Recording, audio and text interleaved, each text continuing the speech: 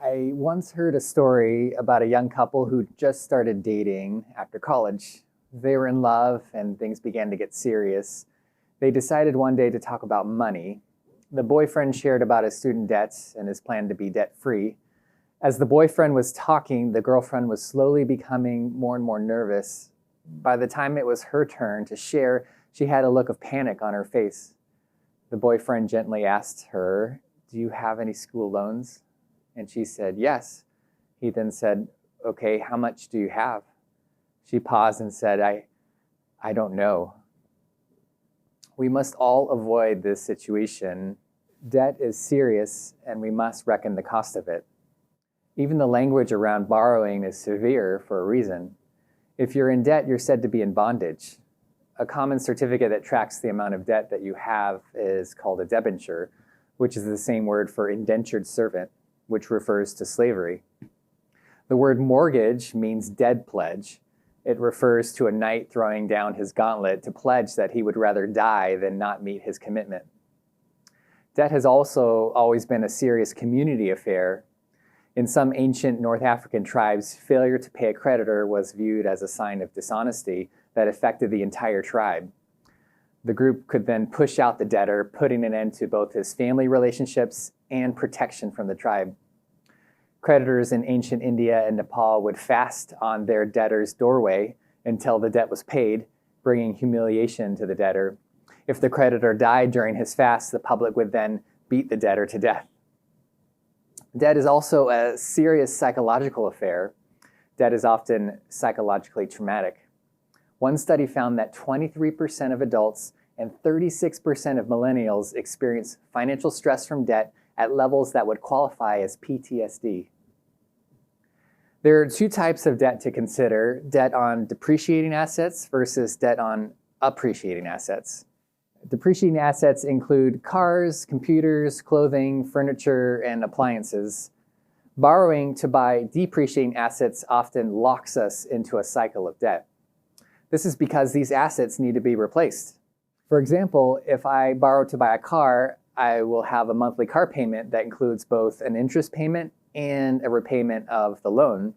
If I ever wanted to get out of car debt, I would need to pay 3 payments: the interest payment, the repayment of my car loan, and a new car bucket savings payment to save for my next car.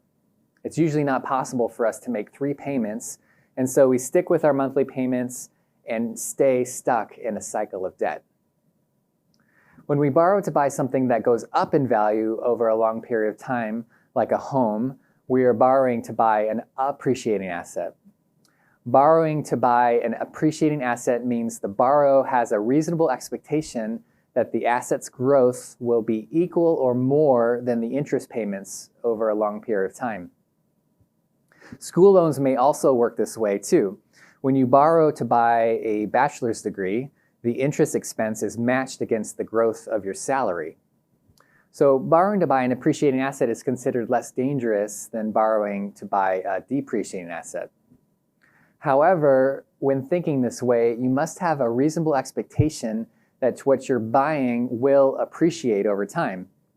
Those that buy a home at peak prices or get lots of school loans while hoping to do low-earning careers will end up with debt on a depreciating asset.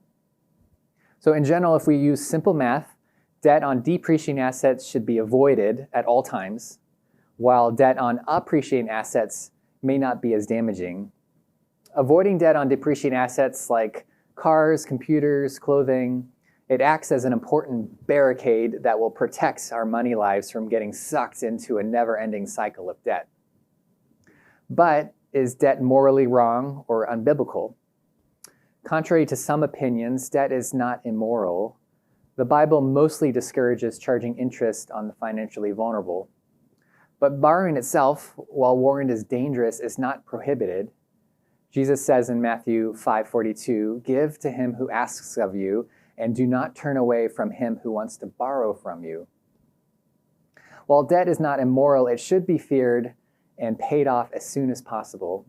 Christians should always seek to establish an aggressive repayment plan for any debt that they may have. Christians should do this for 2 reasons.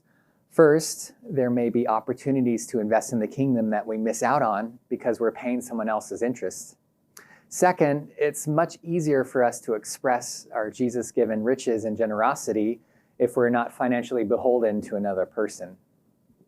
It's important to take seriously the fact that debt can enslave us and cause us serious relational and psychological pain.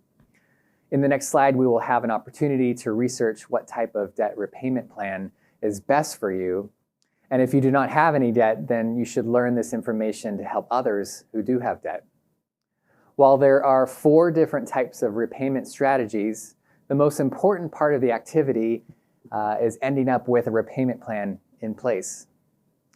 As followers of Jesus, the moment we even consider loans should be the moment we research how we will repay them. This is so that we can strive to be free to fully express Jesus' generosity that has been given to us. So may we fear debt, avoid it in general, and if we do have it, may we seek to repay it as soon as possible to show off just how free we are in Christ Jesus.